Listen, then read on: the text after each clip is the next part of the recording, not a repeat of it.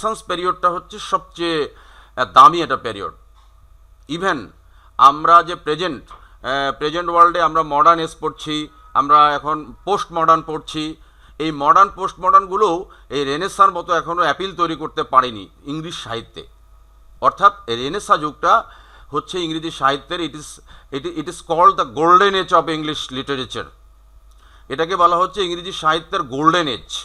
তোমার ব্রিফ কোশ্চেনে you may someone may ask you যে what is the golden period of English literature, then your answer should be Renaissance period is called the golden period of English literature. তোমাকে এইভাবে উত্তর করতে হবে renaissance period সম্পর্কে। তো renaissance পিরিয়ডকে golden বলা হলো কেন? এই রেনেসান্স পিরিয়ডে আমাদের এই যে ছবি একটা দেখতে পাচ্ছ, ইনি হচ্ছেন কুইন এলিজাবেথ ওয়ান। রুবি এটা চা হবে, চেষ্টা করো তো দেয়ার। তাহলে কুইন এলিজাবেথ ওয়ান মানে ইনি হচ্ছে রানী এলিজাবেথ, ইংল্যান্ডের যে রানী এলিজাবেথ এক। ইনি কখনো বিয়ে করেননি, শি নেভার ম্যারিড। বিয়ে করেননি, একটাই তার লক্ষ্য ছিল যে আমি ইংল্যান্ডকে শাসন করব আমার মতো চিন্তা চেতনা সব কিছু করে। যদি আমি বিয়ে করে ফেলি তাহলে আমার পার্টনার যে হবে সে হয়তো বা আমার এই চিন্তা চেতনাগুলোতে কোনো রকম ইন্টারফেয়ার করার চেষ্টা করবে, আর এতে করে ইংল্যান্ডের মানুষের যে উন্নয়ন আমি করতে চাচ্ছি সেটা ব্যাহত হতে পারে। হ্যাঁ, সে এই ইংল্যান্ডের ভালোর জন্য, অর্থাৎ তার নিজের মাতৃভূমির ভালোর জন্য সে স্যাক্রিফাইসড হার ওন ইন্টারেস্ট। তার নিজের যে ভালো লাগা মন্দ লাগা, নিজের সংসার বা নিজের জেনারেশন কোনোটাই ডেভেলপ করেননি ইনি, শুধু ইংল্যান্ডের ভালোর জন্য। ইনি হচ্ছেন সেই কুইন এলিজাবেথ ওয়ান। এনাকে আরেকটা নামে ডাকা হয়, সেটা হলো ভার্জিন কুইন। হ্যাঁ, ইনি হচ্ছেন বিয়ে করেননি যেহেতু, এই জন্য এনাকে ভার্জিন কুইন বলেও ডাকা হয়। তো এই কুইন হচ্ছে মূলত এই রেনেসান্স পিরিয়ডের যে শুরুটা আমরা বলবো, এই শুরুটা এই কুইনের হাত দিয়ে শুরুটা হয়েছে। এই কুইন দুটো কাজ করেছেন। একটা হলো তিনি রাজ্য পরিচালনা, যেটা এই রাজ্য পরিচালনায় অভাবনীয় কিছু উদাহরণ রেখে গিয়েছেন এবং অনেক শান্তি শৃঙ্খলার সঙ্গে রাজ্য পরিচালনা করেছেন। আরেকটা ইনি করেছেন কি সাহিত্য, এই সাহিত্য পরিচালনা, অর্থাৎ তিনি সাহিত্যিক যারা ছিলেন তৎকালীন সময়ে, যেমন শেক্সপিয়ার ছিলেন ওই সময়ের একজন ফেমাস। ওই সময়টাতে ইংরেজি সাহিত্যটা এই কারণেই স্বর্ণযুগ যে প্রচুর ফেমাস রাইটার আমরা দেখতে পাবো এই রেনেসান্স পিরিয়ডে যাদের উদ্ভব হয়েছে বা যাদের উৎপত্তি হয়েছে রেনেসান্স পিরিয়ডে। যেমন শেক্সপিয়ার রেনেসান্স পিরিয়ড তথা এলিজাবেথিয়ান পিরিয়ড। এই রেনেসান্স পিরিয়ডটা আরেকটা নামে ডাকা হয় এলিজাবেথিয়ান পিরিয়ড। তো এলিজাবেথিয়ান মানে এই যে রানী এলিজাবেথের নাম অনুসারে। হ্যাঁ, তো আর শেক্সপিয়ার কিন্তু এলিজাবেথের এই যে রাজদরবার, এই রাজদরবারে যাওয়া আসা করতো, তার যাওয়া আসা ছিল, এবং সাহিত্য আর হচ্ছে তোমার দেশ পরিচালনা, এই দুটো কিন্তু ছিল অবিচ্ছেদ্য অংশ তখনকার সময়ে। ওই জন্য ইংরেজি সাহিত্যের ইতিহাস পড়তে গেলে তোমাকে কিছু কিছু সময়, বিশেষ করে রেনেসান্স পিরিয়ডে এসে তোমাকে ইংল্যান্ডের শাসন যেটা, অর্থাৎ রাজা রানী তখনকার সময়টা, ওই সময়টাতে তো আর প্রধানমন্ত্রী বা সংসদ এমপি এগুলো ছিল না, তাই না? তখন কিন্তু ছিল রাজতন্ত্র ইংল্যান্ডে। এখনও রাজতন্ত্র ইংল্যান্ডে কিন্তু রাজা রানী এখনও বলবৎ আছেই। আর তার পাশাপাশি গণতন্ত্র আছে, সেটা হলো যেটা পার্লামেন্টে ভোট হয়ে সংসদ বা প্রধানমন্ত্রী হয়। আর তোমার আরেকটা পার্ট হচ্ছে তোমার ওখানে রাজ পরিবার এখনও আছে কিন্তু। তাহলে এই যে রাজ পরিবারের আমাদের রানী এলিজাবেথ প্রথম, ইনি হচ্ছে শেক্সপিয়ারের সময়ের বা এলিজাবেথিয়ান সময়ের রাইটার হলো শেক্সপিয়ার। তো এই এলিজাবেথান সময়টাকে আমরা রেনেসান্স সময়টার অল্টারনেটিভ বা বলতে পারি এটাকে। আসলে এই এজটাকে আর কেউ কেউ আবার শেক্সপিয়ারে নিজে বলেছে, মানে শেক্সপিয়ার যেহেতু এই সময়ে রেনেসান্স পিরিয়ডে এসছে, তাই রেনেসান্স পিরিয়ডের অনেকগুলো নাম। হ্যাঁ, এটাও কিন্তু একটা কোশ্চেন, ব্রিফ কোশ্চেনের জন্য। এটাকে এক নাম্বার রেনেসান্স পিরিয়ড, দু নম্বর এটাকে বলা যেতে পারে এলিজাবেথান পিরিয়ড, এটাকে আবার বলা যেতে পারে শেক্সপিয়ারিয়ান এজ। হ্যাঁ, এই বিভিন্ন নামে এটাকে ডাকা হয়। সেটা ডিউরেশনটা হলো 1500 সাল থেকে শুরু করে 1660 সাল পর্যন্ত। এটাকে কেন বলা হয় রেনেসান্স, রেনেসা মানে কি, এটা নিয়ে আমরা একটু কথা বলবো। এই রেনেসান্স যেটা, এই রেনেসা হচ্ছে এটা মূলত একটা রিবার্থ। রেনেসার বাংলাটা হচ্ছে রিবার্থ, মানে পূর্ণ জাগরণ। এই পূর্ণ জাগরণটা শুধুমাত্র ইংল্যান্ডে হয়েছে এমন না, এই পূর্ণ জাগরণটা মূলত ইউরোপ মহাদেশের বেশিরভাগ দেশেই পূর্ণ জাগরণ হয়েছে ওই সময়টাতে, বা তার আগে হয়েছে। যেমন এই রেনেসাটা প্রথম শুরু হয় ইতালিতে। ইট ইজ অলসো ইম্পর্ট্যান্ট, হ্যাঁ, নোট ইট অর স্ন্যাপ ইট, এটাকে নোট করে রাখো যে রেনেসা প্রথম শুরু হয় কোন দেশে। তোমাকে এরকম প্রশ্ন করা হতে পারে, তাহলে উত্তর হবে ইটালি। ইতালিতে প্রথম রেনেসা শুরু হয়। এটা কত সালে শুরু হয় তাহলে? এটা 1400 সেঞ্চুরিতে শুরু হয়, 1400 শতকে। স্যার আমি দেখতে পাচ্ছি না তো স্যার। তাহলে তুমি ওই যে আবার ইয়ে করো, ওই যে ব্যাক করে আবার ইন করো, তোমার হয়তো কোনো কারণে প্রবলেম হয়েছে। বাকিটা দেখতে পাচ্ছ তো না আফসানাগনি? আফসানাগনি, জি স্যার। আচ্ছা। তাহলে যেটা বলছিলাম, রেনেসা প্রথম শুরু হয়েছে ইতালিতে, আর এটা হলো 1400 শতকে। ইতালিতে রেনেসা শুরু হলো কিসের উপরে? রেনেসা শুরু হলো আসলে তোমার অনেকগুলো জিনিসের উপরে। এক নাম্বার হচ্ছে, এই রেনেসার আগে শিক্ষা দীক্ষা বলতে কিন্তু ছিল বাইবেল। এই বাইবেলটা পড়াশোনা করতো কারা? যারা চার্চ প্রিস্ট ছিল, মানে চার্চের যারা হোতা, চার্চের যারা নেতা ছিল, এই প্রিস্ট, এই প্রিস্টদের যে ফ্যামিলি ছিল, বা রাজপ্রাসাদে যারা রাজা রানী ছিল, তাদের যে পরিবার ছিল, এরা শুধুমাত্র পড়াশোনা করতে পারতো। And subject matter Bible, subject ম্যাটারটা হবে বাইবেলের উপরে। বাইবেল সবাই পড়তে পারতো না, কমন পিপল তারা কিন্তু তখন বাইবেল পড়তে পারতো না, তাদের দরকার নেই বাইবেল পড়া। ওদের ফিলোসফিটা ছিল এমন যে যারা ধর্ম পরিচালনা করবে তাদের পড়াশোনা করার দরকার আছে, আর যারা রাজ্য পরিচালনা করবে তাদের পড়াশোনা করার দরকার আছে। সেটা কি বিষয়ে পড়াশোনা করবে? সেটা হলো এই যে গড, খোদার উপরে পড়াশোনা করবে, এটা হচ্ছে Bible is the subject matter. তার আগে কিন্তু এরকম ছিল, তখন ছিল ওটাকে বলা হতো রোমান ক্যাথলিক। এই রোমান ক্যাথলিকরা, রোমান বলতে ইতালিয়ানরা, ওরা মূলত কিন্তু এই এই পদ্ধতিটা চালু করেছিল রোমান ক্যাথলিক এবং গ্রিক, আগের যে ছিল গ্রিক, হ্যাঁ, তখনকার সময় থেকে এটা চালু ছিল যে ধর্মগ্রন্থেই হবে মানুষের জানার একমাত্র ইয়ে আর কি, ক্ষেত্র, আর এর বাইরে আর জানার কিছু নেই মানুষ মনে করতো তখন। তো যা হোক, এই তোমার এলিজাবেথেন পেরোটেই কিন্তু এই চলে আসলো তোমার রেনেসা, আর রেনেসাটা শুরু হলো প্রথম ইতালিতে। আর এই রেনেসা তারপরে ছড়িয়ে পড়লো কোথায়? ইংল্যান্ডে ছড়িয়ে আসলো যখন 100 বছর পরে রেনেসা আসলো ইংল্যান্ডে। 1400 শতকে শুরু হয়েছে ইতালিতে, আর 1500 শতকে এসছে ইংল্যান্ডে।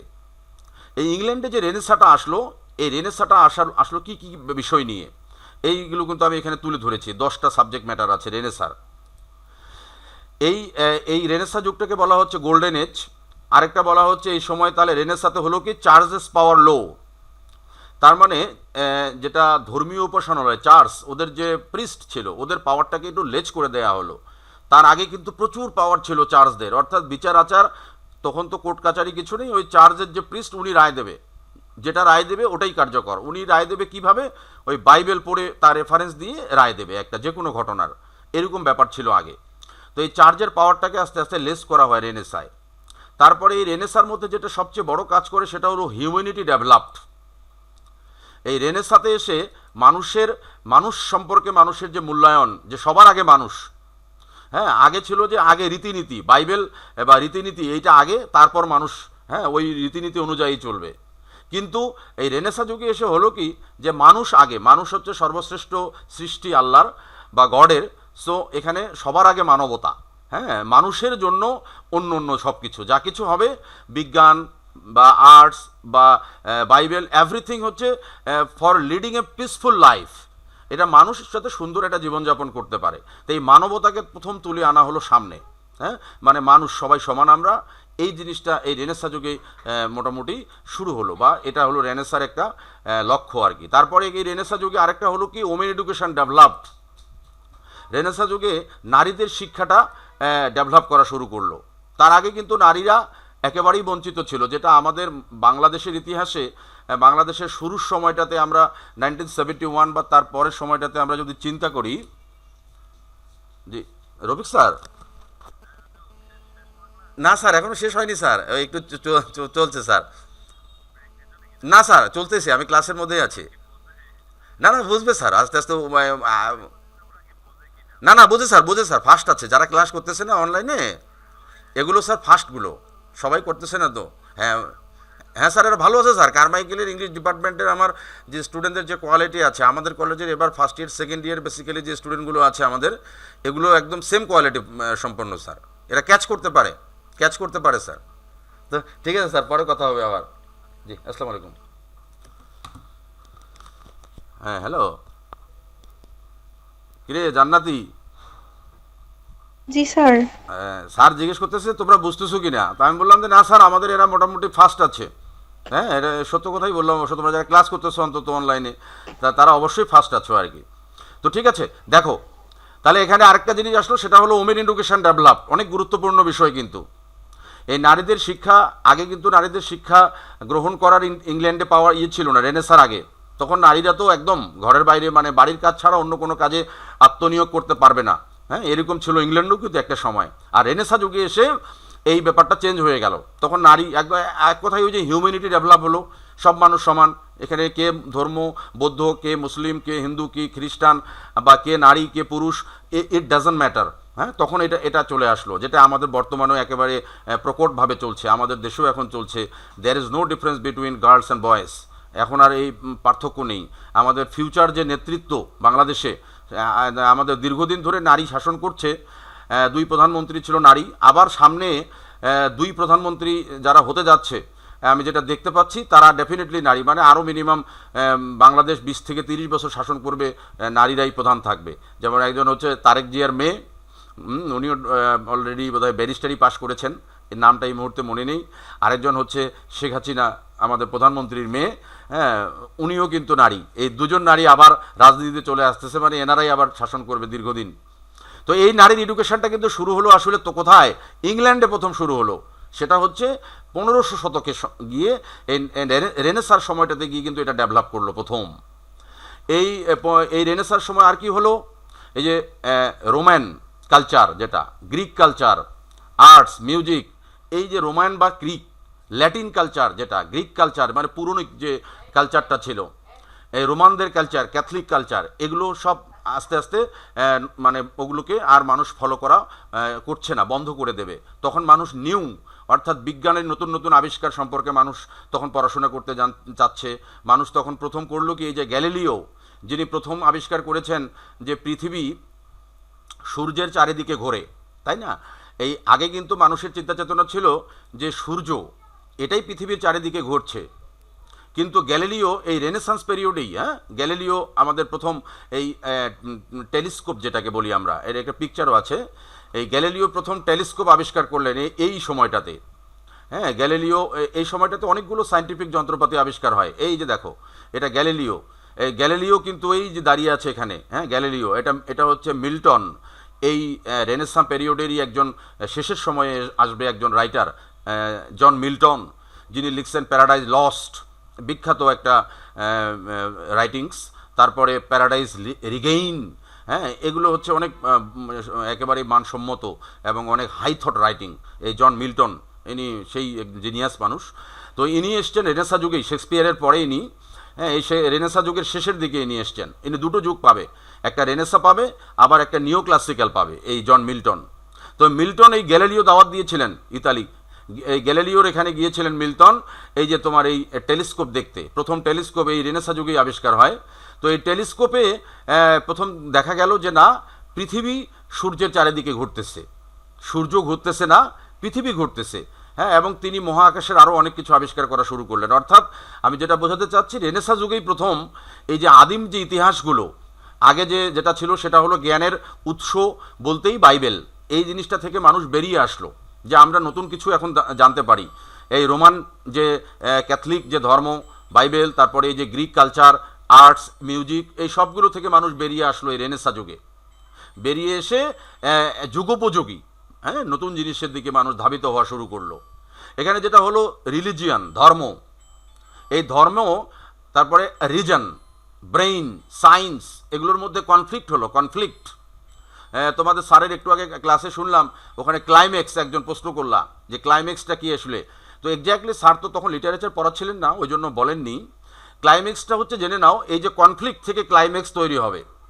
এই conflict, when conflict rises to the end, যখন কনফ্লিক্টটা একেবারে চরমে উঠে যায়, তখনই ইট ইজ কল্ড ক্লাইম্যাক্স। হ্যাঁ, আর কনফ্লিক্ট যখন নিরসন হতে থাকে, তখন এটা হচ্ছে এন্টি ক্লাইম্যাক্স। হ্যাঁ, are rising part of the drama, এটা হলো যখন কনফ্লিক্ট, এই দ্বন্দ্বটা ধীরে ধীরে ধীরে ধীরে বাড়তে থাকে, আর কনফ্লিক্টটা যখন চরমে উঠে যায় তখনই ইট ইজ কল্ড ক্লাইম্যাক্স। হ্যাঁ, এটা এক লাইনে উত্তর। তাহলে এখানে এই সময়টাতে গিয়ে কনফ্লিক্ট, দ্বন্দ্ব দেখা গেছে কিসের বিরুদ্ধে, নিয়ে? একটা রিলিজিয়ন, ধর্ম নিয়ে, বাইবেল ধর্ম, চার্চ ধর্মের সঙ্গে কার? এই যে রিজন আর ব্রেইন অ্যান্ড সায়েন্সের। এর রিজন হচ্ছে যুক্তি, মানে তখন ধর্মের উপরই শুধু নয়, এখন আমরা বেঁচে থাকবো, আর বেঁচে থাকাটাকে ভালো করতে গেলে কি কি করা উচিত আমাদের, কি কি প্রয়োজন আমাদের, এই যে এটাকে রিজন বলা হচ্ছে, এই রিজন অ্যান্ড রিলিজিয়ন, এই দুটোর মধ্যে কনফ্লিক্ট তৈরি হয়ে যায় এই রেনেসান্স পিরিয়ডে। এগুলো হচ্ছে রেনেসান্স পিরিয়ডের মাস্টারপিস পয়েন্ট। এই প্রতিটা পয়েন্ট থেকেই বিসিএস পরীক্ষায় প্রশ্ন আসার রেকর্ড আছে। হ্যাঁ, প্রতিটা পয়েন্টের উপরেই এমন ইম্পর্টেন্ট পয়েন্ট এগুলো। তারপরে আরেকটা হচ্ছে different challenges came to England. এই রেনেসান্স পিরিয়ডেই অনেকগুলো চ্যালেঞ্জ এই ইংল্যান্ডে আসে। হ্যাঁ, এই ইংল্যান্ডটা মূলত সভ্য ইংল্যান্ডে পরিণত হয় এই রেনেসান্স পিরিয়ডে। আর তার আগ পর্যন্ত ইংল্যান্ড ছিল ওই যে তোমার ক্যাথলিক, রোমান ক্যাথলিক যারা শাসন এক সময় করেছে, তাদের যে চাপিয়ে দেওয়া যে ধর্ম, এই ধর্মের উপরে বেস করে ইংল্যান্ড পরিচালিত হতো রেনেসান্সের আগ পর্যন্ত। এটা মনে রাখবা যে রেনেসান্সের আগে middle age, Anglo English period যেটা, এই সময়টাতে তাহলে ইংল্যান্ড চলতো কিভাবে? এটা হচ্ছে বেস অন বাইবেল, বাইবেলের উপর নির্ভর করে, হ্যাঁ, আর চার্চের উপর নির্ভর করে। আর রেনেসান্স পিরিয়ডে এসে সেখান থেকে মানুষ বেরিয়ে আসলো, বেরিয়ে এসে তখন মানুষ এই যে তার নিজের রচিত সংবিধান অথবা জীবনযাপন পদ্ধতি কি করলে ভালো হবে, এই দিকে মানুষ ধাবিত হওয়া শুরু করলো। তারপরে এখানে development of arts, music and science, এই রেনেসান্স পিরিয়ডে যেটা আমি বললাম যে এখানে একেবারে তোমার জীবনযাপনের মান, মানুষ সভ্য হওয়া শুরু করলো এই রেনেসান্স পিরিয়ডে। তারপরে এখানে এই যে দুটো সবচেয়ে বড় একটা ব্যাপার এখানে জড়িয়ে আছে, সেটা হলো conflict between Roman Catholic and Protestant. এই যে দুটো দল ছিল ধর্মের, যেটা আদি দল, এটা হলো রোমান ক্যাথলিক। এই ক্যাথলিকটা হচ্ছে কট্টরপন্থী। হ্যাঁ, এরা ক্যাথলিক ধর্ম যারা বিশ্বাস করত, তারা মানত যে যারা হবে রাজা রানী, তাদেরকে গড স্পেশাল পাওয়ার দিয়েছে, তাদের যা ইচ্ছা তাই করতে পারে ওরা। হ্যাঁ, যেটা করবে সেটাই রাইট। এটা ছিল রোমান ক্যাথলিকদের বিশ্বাসী মত, যারা মত করতো এই ধর্মে, তাদের বিশ্বাস ছিল এরকম। তাদের বিশ্বাস ছিল যারা প্রিস্ট হবে চার্চের, হ্যাঁ, এই প্রিস্টরা ইচ্ছা মতো আইন করে চালাতে পারে দেশ বা কোনো নিয়মনীতি, সব সমাজ চালাবে এরা।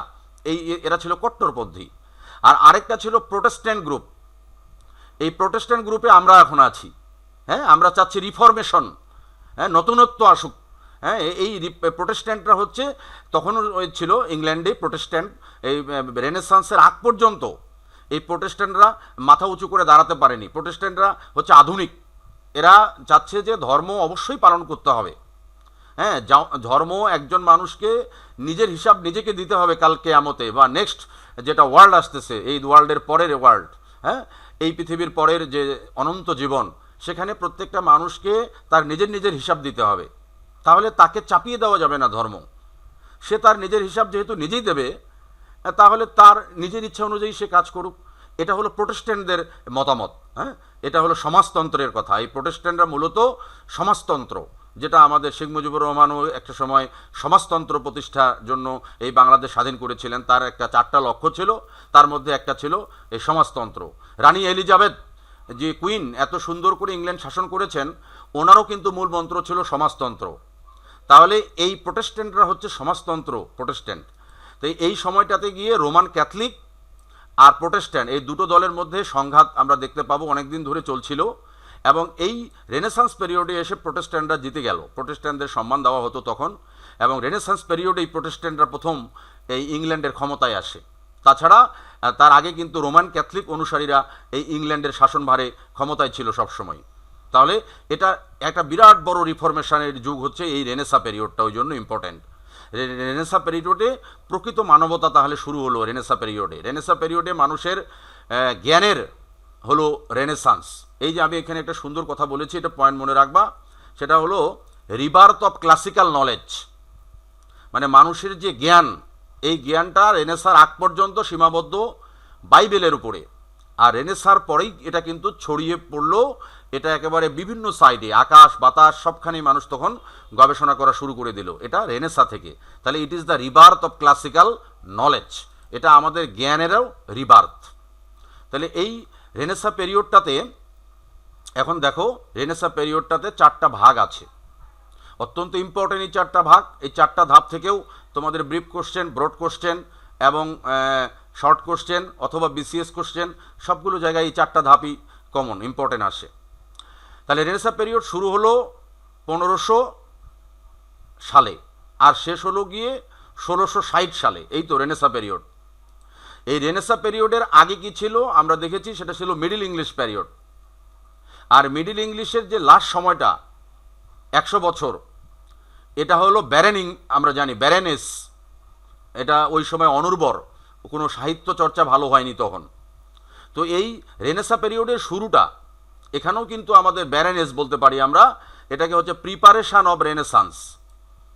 এই রেনেসার প্রস্তুতি, মানে ওই ব্যারেনেজের প্রভাবটা এখানেও এসে পড়ছে। সেটা 1500 সাল থেকে শুরু করে 1558 পর্যন্ত, 58 বছর। তাহলে 58 বছর সময় লেগেছে রেনেসা শুরু হতে। এর আগে রেনেসা তখন চলছিল ইতালিতে, ফ্রান্সে, ওইদিকে রেনেসাটা আগে শুরু হয়েছে। ইংল্যান্ডের চেয়ে তখন ইতালি, ফ্রান্স ওরা উন্নত ছিল বেশি অবশ্যই। হ্যাঁ, তো রেনেসাটা ওদের ওখানে আগে শুরু হয়েছে। ইংল্যান্ডে প্রস্তুতি চলছে রেনেসার এই 58 বছর পর্যন্ত। এটাও একটা important question for brief question item. তারপরে কিন্তু আমাদের ভাগ হয়ে গেল, 1 নম্বরে হচ্ছে এলিজাবেথান এজ। এলিজাবেথান এজটা হচ্ছে 1558 থেকে শুরু করে এই 1603। এই 1603 সালে আমাদের প্রথম যে কুইন রানী এলিজাবেথ, যাকে বলা হচ্ছে ভার্জিন কুইন, ইনি মারা যান 1603 সালে। তার এই সময়টা, শাসন আমল সময়টাকে বলা হচ্ছে এলিজাবেথান এজ। হ্যাঁ, তোমাকে প্রশ্ন করা হতে পারে হোয়াই এই 1558 টু 1603 কল্ড এলিজাবেথান এজ, কেন এটাকে এলিজাবেথান এজ বলা হয়? তোমাকে আনসার দিতে হবে, at the time England was ruled by Queen Elizabeth one. তোমার আনসারটা হবে যে ওই সময়ে ইংল্যান্ড শাসন করেছিল এই কুইন এলিজাবেথ ওয়ান, আর এই কারণেই তার নাম অনুসারে এই এজের নাম হলো এলিজাবেথান এজ। তাহলে দেখো, ইংরেজি সাহিত্যের সঙ্গে ইংল্যান্ডের ইতিহাস, ইংল্যান্ডের শাসনের ইতিহাস, এটা কিন্তু অঙ্গাঙ্গিভাবে জড়িত। হ্যাঁ, তোমাকে এই পয়েন্টটা মনে রাখতে হবে। আর এই এলিজাবেথান এজ যেটা রয়েছে, এলিজাবেথান এজটাতে কিন্তু শেক্সপিয়ার ছিলেন। এলিজাবেথান এজের পরে জ্যাকোবিয়ান এজ আছে, এই জ্যাকোবিয়ান এজেও কিন্তু শেক্সপিয়ারকে আমরা পাবো। তাহলে এই দুটো এজকেই তাহলে আমরা বলতে পারবো একসঙ্গে শেক্সপিয়ারিয়ান এজ। বিশেষ করে রানী এলিজাবেথের সঙ্গে এই শেক্সপিয়ারের সম্পর্কটা অনেক ভালো ছিল, এবং রানী এলিজাবেথ প্রায় সময়ই রাজপ্রাসাদে এই শেক্সপিয়ারকে ডেকে পাঠাতেন। হ্যাঁ, এই শেক্সপিয়ারের সঙ্গে পরামর্শ করতেন। শেক্সপিয়ার তখন অনেক ফেমাস একজন ড্রামাটিস্ট ছিলেন ইংল্যান্ডের ওই সময়টাতে। আমি আগেই বলেছি যে ওই সময় অনেকগুলো গুরুত্বপূর্ণ কবি, সাহিত্যিক, বা ড্রামাটিস্ট, ড্রামাটা শুরুই হয়েছে রেনেসার পিরিয়ডে। তার আগে তো ড্রামা ছিল না, তখন সাহিত্য ছিল পোয়েট্রি। তোমাদের বলেছি আমি, বিওলফ এটাও পোয়েট্রি ছিল, ক্যান্টারবুরি টেইলস চসারের, সেটাও পোয়েট্রি ছিল। তো তারপরে এই যে ড্রামা, এটা কিন্তু এই মূলত এলিজাবেথান এজ থেকে ড্রামাটা আমাদের সাহিত্যে যুক্ত হলো আর কি। তো এখানেও আমাদের পোয়েট্রি আছে। যা হোক, তাহলে এলিজাবেথান এজের প্রথম পার্টটা এলিজাবেথান এজ গেল রেনেসান্সের। দ্বিতীয় ধাপ হচ্ছে দ্য জ্যাকোবিয়ান এজ। এটাও রেনেসান্স পিরিয়ডের ভিতরেই। জ্যাকোবিয়ান এজটা শুরু হলো কখন? 1603 থেকে 1625 সাল পর্যন্ত। 1603-এ এই কুইন এলিজাবেথের মৃত্যুর পরে তখন কিন্তু ওই ইংল্যান্ডের নতুন রাজা হলেন তাহলে কিং জেমস। রাজপরিবারেরই যে কাউকে হতে হয়, তো কিং জেমস তখন সিরিয়ালে পড়ে গেলেন, কারণ কুইন এলিজাবেথের তো কোনো উত্তরসূরি নেই, তিনি তো বিয়েই করেননি। হ্যাঁ, তাহলে ওই জন্য পরিবারের তার ভাইয়ের মেবি ইনি ভাইপো হবেন আর কি, এই টাইপের একজন কিং জেমস, এনার ঘাড়ে চলে গেল ইংল্যান্ডের শাসনভার। তো এই কিং জেমস একজন অদক্ষ রাজা ছিলেন। হ্যাঁ, তার দক্ষতা ভালো ছিল না এই রাজ্য পরিচালনার ক্ষেত্রে। কুইন এলিজাবেথ যত সুন্দর করে রাজ্য পরিচালনা করেছে তার সময়টাতে, হ্যাঁ, তখনকার যুগটাকে ওই জন্যই বলা হচ্ছে গোল্ডেন এজ, কারণ উনি ইংল্যান্ডে চারিদিকে উন্নতি করেছিলেন ইংল্যান্ডের, মানবতাকে প্রাধান্য দিয়ে। বাট কিং জেমস কিন্তু ছিলেন ওই যে রোমান ক্যাথলিক, এই ক্যাথলিকদের মতামত অনুসারী। তিনি মনে করতেন যে রাজা বানিয়েছে আমাকে খোদা, গড, এখন আমি যা করব তাই আইন, হ্যাঁ, এটা আমাকে বিশেষ পাওয়ার দেওয়া হয়েছে। এগুলো মনে করতো এই কিং জেমস আমাদের। তো কিং জেমস বেশি দিন ওই জন্য থাকতে পারেনি, হ্যাঁ, তাকে শাসনভার ছেড়ে দিতে হয়েছে। তারপরে কিং জেমসের পরে এই যে আমাদের চলে আসলো আরেকজন নতুন রাজা, কিং জেমসেরই ছেলে, বড় ছেলে, এটা হলো কিং চার্লস ওয়ান। এই কিং চার্লস ওয়ান যখন আসলো তখনকার এজটাকে বলা হচ্ছে তাহলে ক্যারোলাইন এজ। এটা হলো 1625 থেকে 1649। শেক্সপিয়ার কিন্তু তখন মারা গেছেন। শেক্সপিয়ার এই জ্যাকোবিয়ান এজে ছিলেন। শেক্সপিয়ার মারা গেছেন 1616 সালে, আর জ্যাকোবিয়ান এজটা 1625 পর্যন্ত, মানে শেক্সপিয়ারের মৃত্যুর পরও জ্যাকোবিয়ান এজ ছিল কিছুদিন। তারপরে নতুন যুগ চলে আসলো ক্যারোলাইন এজ। এটা হলো কিং চার্লসের নাম অনুসারে। এই যে জ্যাকোবিয়ান এজ কেন বলা হয়, তোমাকে কোশ্চেন করা হতে পারে, তোমাকে তখন উত্তর দিতে হবে যে James is called Jacob in Latin language. এই ল্যাটিন ভাষায় এই জেমসকে বলা হচ্ছে জ্যাকব, আর সেই জ্যাকব থেকে হলো জ্যাকোবিয়ান। ইংরেজি ভাষাটার মধ্যে কিন্তু অনেকগুলো ফরাসি ল্যাঙ্গুয়েজ আছে, হ্যাঁ, তারপরে ইংরেজি ভাষাটাতে তোমার ল্যাটিন ল্যাঙ্গুয়েজ আছে।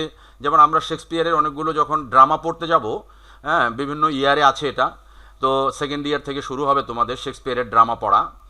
তো এই শেক্সপিয়ারের ড্রামা পড়তে গিয়ে অনেকগুলো ল্যাটিন ল্যাঙ্গুয়েজ পাবো আমরা, হ্যাঁ, যেমন দাউ, হ্যাঁ, এখানে ইউ না বলে বলবে দাউ, এই দাউটা কিন্তু ল্যাটিন ল্যাঙ্গুয়েজ। তো এরকম ইংরেজিতে অনেক ল্যাটিন ল্যাঙ্গুয়েজ আছে, তখনও ছিল।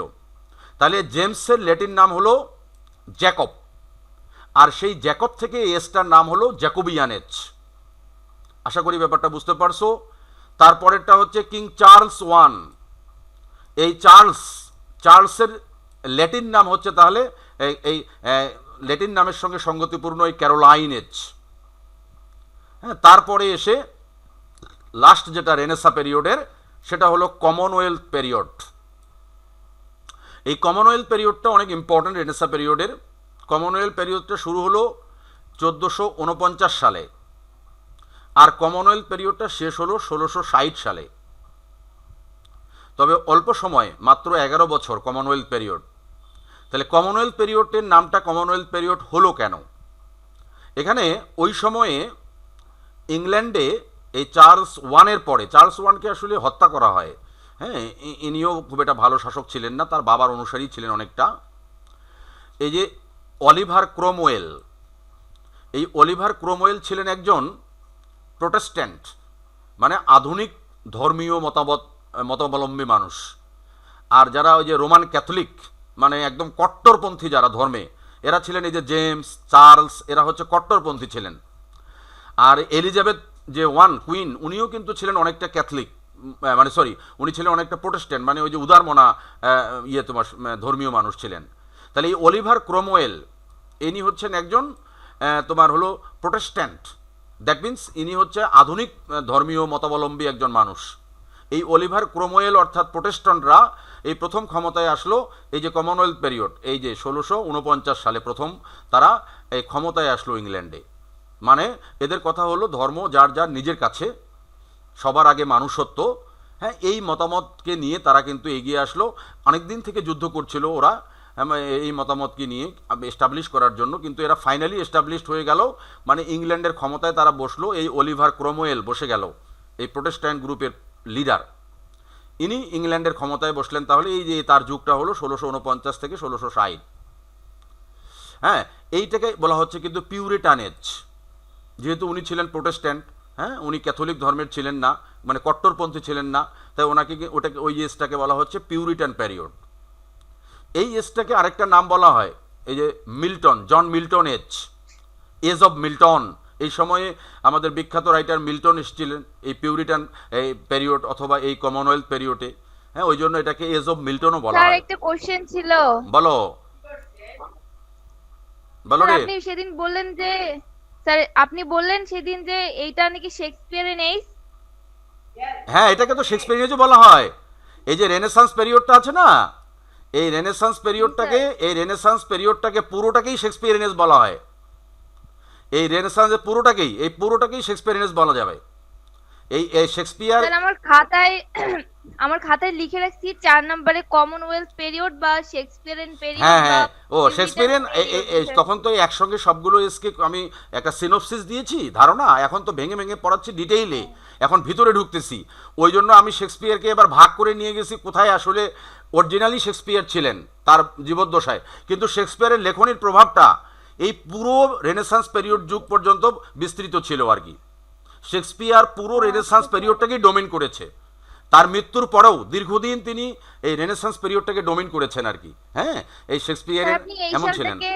এই সালটাকে দামি সালও বলছিলেন, এই যে শেষের হ্যাঁ, চার হ্যাঁ, হ্যাঁ, নাম্বারটা। হ্যাঁ, অবশ্যই দামি সাল। কারণ এখানে অলিভার ক্রোমওয়েল প্রথমত তিনি এই যে প্রথম পিউরিটান এজ, এ কারণেই যে তিনি প্রথম কিন্তু এই যে যেটা ধর্ম একেবারে কট্টরপন্থী ধর্ম থেকে প্রথম তিনি বের হয়ে এসে এই প্রথম তিনি এই রাজ্যের শাসনভার পেলেন।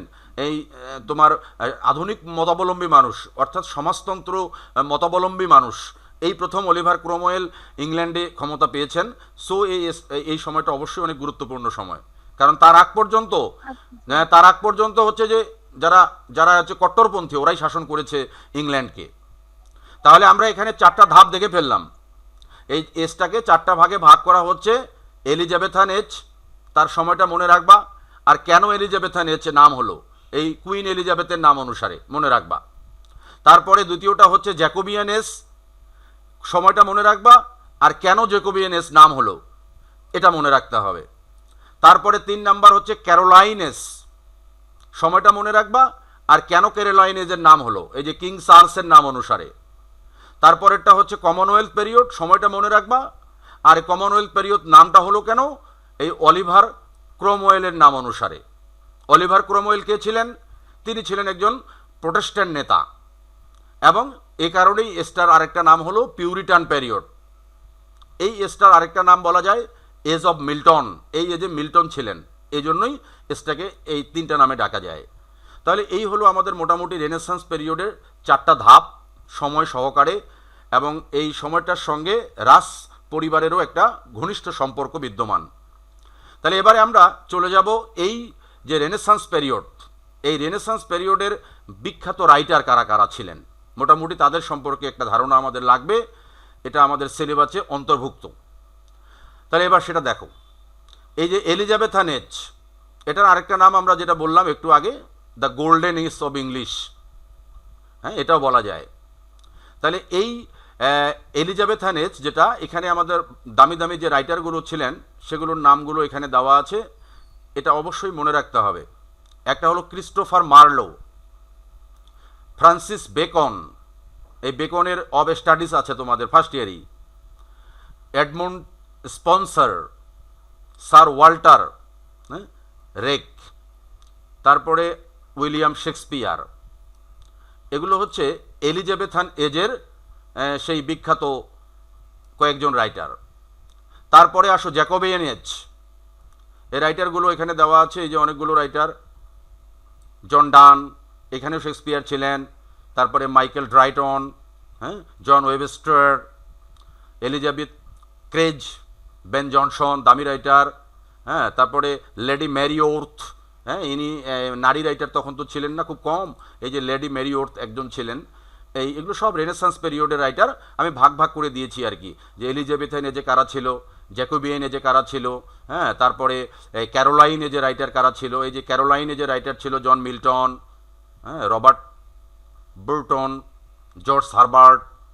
তারপরে সবার শেষে এসে এই যে অলিভার ক্রোমওয়েলের যেটা কমনওয়েলথ পিরিয়ড, এই পিরিয়ডে রাইটার ছিলেন কে কে? তাহলে জন মিল্টন ছিলেন, হ্যাঁ, টমাস হবস, তারপরে এই যে টমাস ফুলার, হ্যাঁ, এটা দামি রাইটার, আমরা এর রাইটিং পড়বো অবশ্য পরবর্তীতে। অ্যান্ড্রু মার্ভেল, এনারও রাইটিং আছে আমাদের এই সেকেন্ড ইয়ার থার্ড ইয়ারে গিয়ে পাওয়া যাবে। তাহলে এটা অনেক গুরুত্বপূর্ণ একটা তথ্যের এই প্লেসটা, এটা ছবি তুলে নিতে হবে অবশ্যই। এখানে আমি পুরো রেনেসান্স পিরিয়ডটা 1500 সাল থেকে শুরু করে 1660 সাল পর্যন্ত এই 4টা ধাপে বিভক্ত এই এজটা। আর এই 4টা ধাপে বিভক্ত হয়ে এখানে রাইটার আছে কতগুলো, মোটামুটি অনেকগুলো রাইটারের আমি এখানে তথ্য দিয়েছি।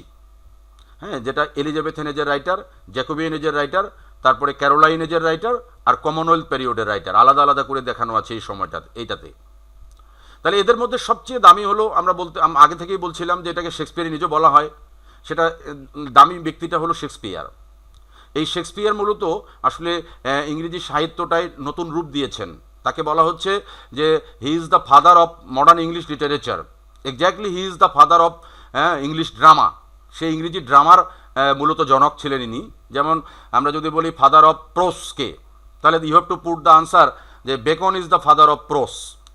যদি বলি তাহলে father of English literature, who is the father of English literature, তাহলে তোমাকে বলতে হবে Chaucer is the father of, Geoffrey Chaucer is the father of English literature. আবার যদি প্রশ্ন করা হয় who is the father of English poetry, ইংরেজির পোয়েট্রির ফাদারকে, so same answer, Geoffrey Chaucer is the father of English poetry. তাহলে Geoffrey Chaucer কিন্তু দুটোর ফাদার, একটা হচ্ছে ইংলিশ পোয়েট্রির ফাদার, আরেকটা হচ্ছে ইংলিশ লিটারেচারের ফাদার। আর শেক্সপিয়ার হচ্ছে দুটো ফাদার, এটা হচ্ছে মডার্ন ইংলিশ লিটারেচার, যেটা মানে সরি হ্যাঁ মানে এক কথাই আর কি, মডার্ন ইংলিশ লিটারেচার বলতে পারি আমরা এটাকে, প্রি মডার্ন। তো এই মডার্ন ইংলিশ লিটারেচারেরও ফাদার হচ্ছে, আধুনিক ইংরেজির ফাদার হচ্ছে শেক্সপিয়ার। আরেকটা হচ্ছে Shakespeare is the father of English drama, English ড্রামার ফাদার হচ্ছে শেক্সপিয়ার। এই দুটো জায়গায় মনে রাখতে হবে। আর বেকন কিসের ফাদার তাহলে? Bacon is the father of English prose. এই যে ইংরেজি সাহিত্যের অনেকগুলো ব্রাঞ্চ আছে, কবিতা, প্রোস, ড্রামা, নভেল, হ্যাঁ এই ব্রাঞ্চগুলো রয়েছে। তাহলে বিভিন্ন ব্রাঞ্চের ফাদার কিন্তু বিভিন্ন। আর টোটাল ইংরেজির ফাদার যদি চিন্তা করা হয় তাহলে জিওফ্রি চসারকে বলতে হবে। আর আধুনিক ইংরেজি টোটালটার ফাদার যদি চিন্তা করা হয় তাহলে চিন্তা করতে হবে আমাদের শেক্সপিয়ারকে। কারণ তিনি শুধু ড্রামা লিখেছেন এমন না, শেক্সপিয়ার কিন্তু অনেকগুলো সনেট লিখেছেন। Sonnet means one kind of poem, ওটা কবিতা, তাই না? তবে এই যখন ড্রামাটা একটা সময় গিয়ে শেষে গিয়ে, শেক্সপিয়ার এজের শেষের সময় গিয়ে, এই যে তোমার জ্যাকোবিয়ান এজে গিয়ে কিং জেমস, উনি তো ভালো রাজা ছিলেন না, উনি একটা পর্যায়ে গিয়ে করেছেন কি থিয়েটার বন্ধ করে দিয়েছিল। থিয়েটার তখনকার শেক্সপিয়ারের সময়ে থিয়েটারটা কেমন ছিল, এই যে এটাই ছিল থিয়েটার। দেখো গ্লোব থিয়েটার মনে রাখতে হবে, এটা ব্রিফ কোশ্চেনের জন্য ইম্পর্ট্যান্ট। এই যে গ্লোব থিয়েটারটা ছিল ওপেন এয়ার থিয়েটার। হ্যাঁ, এটা যে চাকা লাগানো আছে দেখো, তখনকার সময় ইংল্যান্ডের কাহিনী কীর্তি, সেটা তোমার 1500 শতকে, আজ থেকে কত বছর আগে, 1500 বছর আগে চিন্তা করা যেতে পারে। তার মানে 1500 শতক, ইয়েস না সরি 500 বছর, বেশি না, 520-30 বছর আগের ঘটনা আর কি। তো এই যে 500 বছর আগের ঘটনা বা 600 বছর আগের ঘটনা এটা, হ্যাঁ। তো তখন কিন্তু ওই যে ওপেন এয়ার ছিল, হ্যাঁ, আকাশ, খোলা আকাশের নিচে এই যে একটা মঞ্চ, এই মঞ্চটা মনে করো পোর্টেবল মঞ্চ, এক জায়গা থেকে আরেক জায়গায় নিয়ে যাওয়া যেত। আর ওই মঞ্চের এই যে সিঁড়ি আছে, এই যে নিচে দেখো সিঁড়ি, এই সিঁড়ি দিয়ে প্লেয়াররা উঠতো উপরে মঞ্চে, আর ওখানে গিয়ে ওই যে অভিনয় করতো, বিভিন্ন ড্রামাগুলো অভিনয় করতো। আর এই যে নিচে এদেরকে নিয়ন্ত্রণ করার জন্য, হ্যাঁ, এই যে লোকজন আছে, হ্যাঁ, যারা কমিটি, এক কথাই, হ্যাঁ, এরা পাহারা দিত, আইন শৃঙ্খলা বলতে তখন তো পুলিশ বিডিআর সেনাবাহিনী ছিল না, এই যে বল্লম, ছুরি, লাঠি নিয়ে এগুলো লোক দাঁড়ায় আছে, এগুলো আইনের লোক আর কি, রাজার লোক এরা। হ্যাঁ, আর এই যে দর্শক চারিদিকে আছে, এই যে বাড়ি থেকেও দর্শক দেখতেছে, দেখো ওই যে তখন কিন্তু দোতলা বিল্ডিং অলরেডি আমরা দেখতে পাচ্ছি, হ্যাঁ, ওই অলরেডি ইংল্যান্ড উন্নতর দিকে চলে গেছে তখন। তো এই যে লোকজন দেখতেছে সব, এই গ্লোব থিয়েটার এটা। তো এই তোমার এই শেক্সপিয়ার কিন্তু আসলে গ্লোব থিয়েটারে কাজ করতো। হ্যাঁ, এই প্রথম যে থিয়েটারে কাজ করতো শেক্সপিয়ার, ওনার নাম হচ্ছে দ্য থিয়েটার। শেক্সপিয়ারের আমরা যদি পড়তে যাই তাহলে আমরা এখানে দেখব যে প্রথম উনি যে থিয়েটারটাতে কাজ করছেন, শেক্সপিয়ারের যে আবির্ভাবটা, হ্যাঁ, শেক্সপিয়ার তো একটা সময় গিয়ে খুব অসহায় অবস্থার মধ্যে পড়েছিলেন, হ্যাঁ, বিয়ে শাদী আগেই করে ফেলেছেন অবশ্য, 18 বছর বয়সেই। ওই যে অ্যানি, শেক্সপিয়ারের ওয়াইফের নাম দেয়া আছে এখানে আমার এখানে। শেক্সপিয়ারকে কিন্তু ওই যে একটা ইম্পর্টেন্ট কোশ্চেন, তাকে বলা হয় bird of Avon, bird of Avon, হ্যাঁ, BARD কিন্তু BIRD নয়, এটা BARD, বার্ড অফ অ্যাভন বলা হয় শেক্সপিয়ারকে। এটা তোমাদের ব্রিফ কোশ্চেনের জন্য ইম্পর্টেন্ট।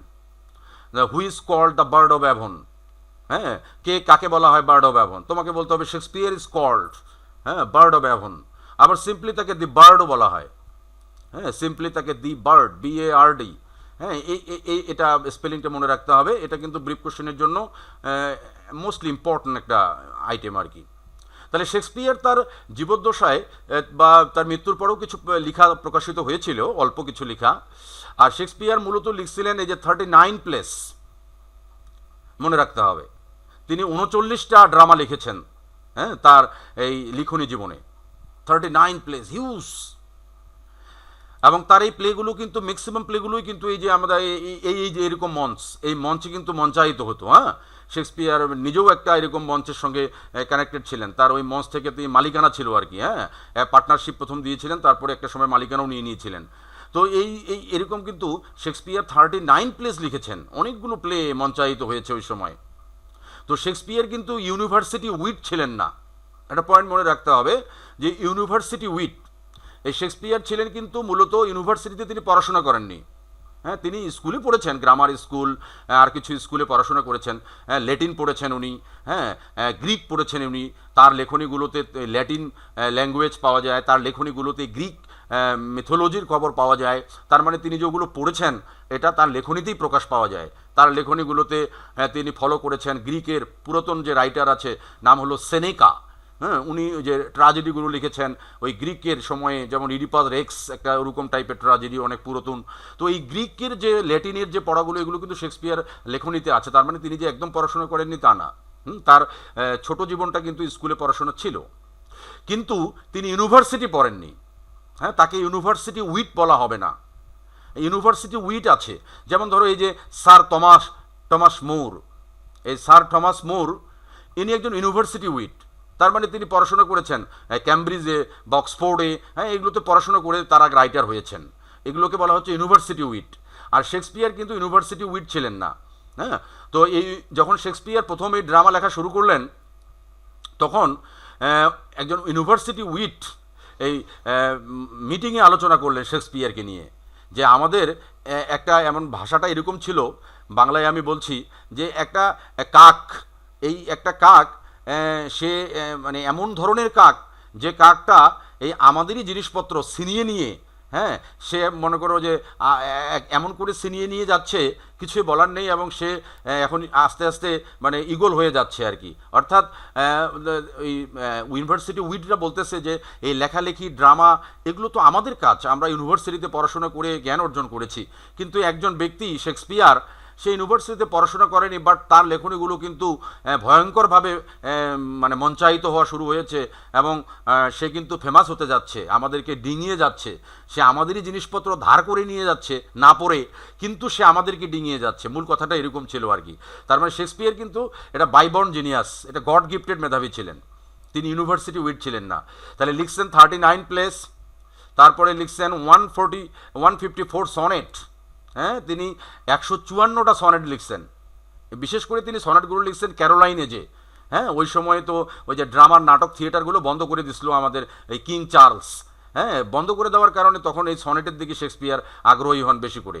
হ্যাঁ, তারপরে এই তার যে লেখনীগুলো, এগুলো পৃথিবীর এই যে মেজর লিভিং ল্যাঙ্গুয়েজ, হ্যাঁ, পৃথিবীর যে ভাষাগুলো এখন বিদ্যমান, এই বাংলা ভাষা বলো, হিন্দি ভাষা বলো, হ্যাঁ, উর্দু ভাষা বলো, ম্যাক্সিমাম ভাষাতে শেক্সপিয়ারের লেখনীগুলো ট্রান্সলেট করা অলরেডি হয়ে গেছে। যেমন আমরা আমাদের এই শেক্সপিয়ারের ম্যাকবেথ, আজকে স্যার দেখালো তোমাদেরকে হ্যামলেট, হ্যাঁ, এগুলো তোমরা তোমাদের ফোর্থ ইয়ার জীবনে অনেকগুলো পড়ে ফেলবা, মাস্টার্সও আছে। এই ড্রামাগুলো সেকেন্ড ইয়ার থেকে শুরু হয়ে মাস্টার্স পর্যন্ত পড়তে হবে। তো এই ড্রামাগুলো বাংলাতে লিখা, সিনেমা হওয়া, এগুলো হয়ে গেছে। হিন্দিতেও তাই। তার মানে শেক্সপিয়ার এই জন্যই বিখ্যাত, ইউনিভার্সাল ক্যারেক্টার। এতে তার ফেমটা হলো ইউনিভার্সাল। তিনি দেখো 1564 সালে জন্মগ্রহণ করেছিলেন, আর মৃত্যুবরণ করেছিলেন 1616 সালে, অল্প সময়। তো 1616 সালে মৃত্যুবরণ করেছিলেন সেই শেক্সপিয়ার, তার লেখনীর মাধ্যমে এখনও এই সমাজে ঘুরে বেড়াচ্ছেন। তার লেখনীর মাধ্যমে আমরা যখন ম্যাকবেথ পড়তে যাব, আমরা যখন হ্যামলেট পড়তে যাব, আমরা যখন কিং লিয়ার পড়তে যাব, তখন আমরা দেখব যে শেক্সপিয়ারের সেই যে থিমগুলো, ওই থিমগুলো আমাদের সমাজে এখনও বিদ্যমান। তাহলে এই যে তার যে ইউনিভার্সাল পপুলারিটিটা, ইউনিভার্সাল তো এখনও বিদ্যমান। অথচ যারা ওই সময় ইউনিভার্সিটি উইট ছিলেন, এই যে স্যার টমাস মুর, এই টাইপের আরও অনেক ইউনিভার্সিটি উইট ছিলেন ওই সময়, তো তাদেরকে কিন্তু মানুষ ভুলে গেছে বা এইভাবে আর মনে রাখেনি, কিন্তু শেক্সপিয়ারকে মানুষ মনে রেখেছে। তাহলে শেক্সপিয়ার গ্রেটেস্ট, এই কারণেই গ্রেটেস্ট হয়েছেন তিনি। তাহলে ইনি এই যে স্ট্রাটফোর্ড আপন অ্যাভন, এইখানেই তিনি জন্মগ্রহণ করেছিলেন। হ্যাঁ, 18 বছর বয়সে তিনি বিয়ে করেন, এই যে অ্যানি তার ওয়াইফের নাম। আমি পয়েন্টগুলো কালার করে দিয়েছি, এটা ছবি তুলে নিলেই তোমরা পয়েন্টগুলো এখান থেকে তুলে নিবা। তারপরে তার 3টা সন্তান ছিলেন, হ্যাঁ, হি হ্যাড 3 চাইল্ডস। এখানে তার একটা ছিলেন এই যে সুসানা, এই সুসানা তার বড় মেয়ে। আর তারপরে যমজ সন্তান হয়েছে, হ্যাঁ, একটা হলো হ্যামলেট আর একটা হচ্ছে জুডিথ। হ্যামনেট, সরি, এটা হচ্ছে হ্যামনেট, আরেকটার নাম হচ্ছে জুডিথ, HAMNET, তারপরেরটা JUDITH। তো এরা এই হ্যামনেট অ্যান্ড জুডিথ এরা হলো যমজ, একটা ভাই বোন যমজ হয়েছে। আর আরেকটা হচ্ছে এই যে সুসানা সিঙ্গেলি, প্রথম বড় মেয়ে। তারপরে তার উল্লেখযোগ্য কাজের মধ্যে আমরা এখানে তার আর কিছু জিনিস দেখাবো। সেটা হলো শেক্সপিয়ারের বেশি বেশি যে কাজগুলো সেগুলো প্রকাশিত হয়েছে, এই যে সবগুলো 1589 থেকে 1613 মধ্যে। হ্যাঁ, শেক্সপিয়ার মারা গিয়েছিলেন 1616। শেষের 3 বছর তিনি গ্রামে গিয়ে ওই যে তার ওই অ্যাভন, স্টার্টফোর্ডের অ্যাভন গ্রামে ব্যাক করেছিলেন আর কি, লন্ডন থেকে গ্রামে ব্যাক করে গিয়েছিলেন শেষের সময়টা, ওখানেই তিনি মৃত্যুবরণ করেন। তো মেইনলি তিনি এই যে মেইনলি তিনি ট্র্যাজেডি লিখেছেন। মেইনলি শেক্সপিয়ার ফেমাস হচ্ছে ট্র্যাজেডির জন্য। হ্যাঁ, তিনি লিখেছেন ট্র্যাজেডি লিখেছেন, কমেডি লিখেছেন, রোমান্টিক কমেডি লিখেছেন, অনেক রকমের লেখা তিনি লিখেছেন, ড্রামাই, কিন্তু মেইনলি ফেমাস হচ্ছে ট্র্যাজেডি। আর তার উল্লেখযোগ্য ট্র্যাজেডি আমাদের প্রশ্ন আসতে পারে, তাহলে তো আমাদের উত্তর দিতে হবে এই যে Hamlet, Romeo Juliet, Othello, king layer, হ্যাঁ, ম্যাকবেথ। এই ম্যাকবেথ এগুলো হচ্ছে তার উল্লেখযোগ্য ট্র্যাজেডির মধ্যে পড়ে আর কি। এই নামগুলো ডেফিনেটলি তোমাকে মুখস্থ করে রাখতে হবে। এই নামগুলো ছাড়া তোমার ওই